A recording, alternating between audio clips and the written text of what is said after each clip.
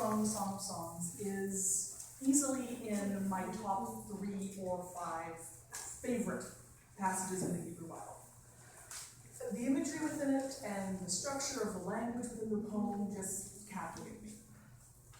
Now, at first glance, when listening to today's passage, it sounds, well, decidedly unbiblical. And it certainly doesn't sound much like the letters and gospels we're so accustomed to hearing on Sunday morning.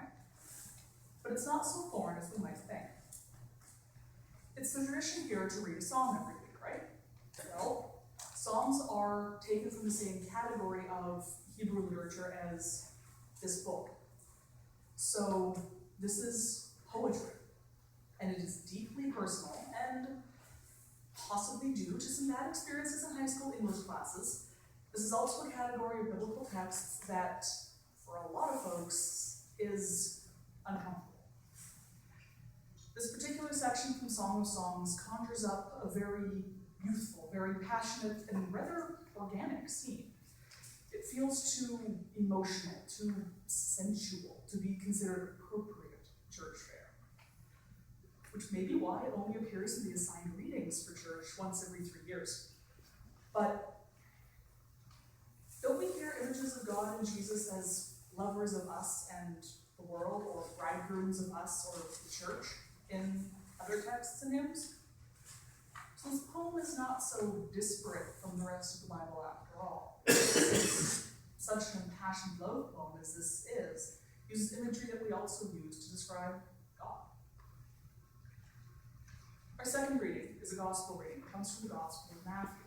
And the entire text is characterized by a feeling of tension. The tone, even in this small section, reflects some of that tension. In the first few verses, which looks at the response of this generation, it's really quite negative. But in the latter portion, which concerns the infants who receive the divine revelation in Jesus, is a contrast. It's far more positive. This passage, much like the material in the rest of Matthew, has a specific background in the Hebrew Bible.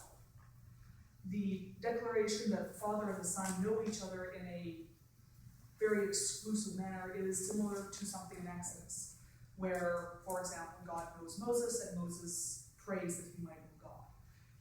There's ties here to the wider context in which this was written. In this passage, Jesus laments the problems with this generation. According to Jesus, they are like children in the marketplace who cannot decide whether they want to play wedding games or funeral games, and end up stagnant and inactive as a result. And so, with all these things in mind, I invite you to listen to the word of Scripture this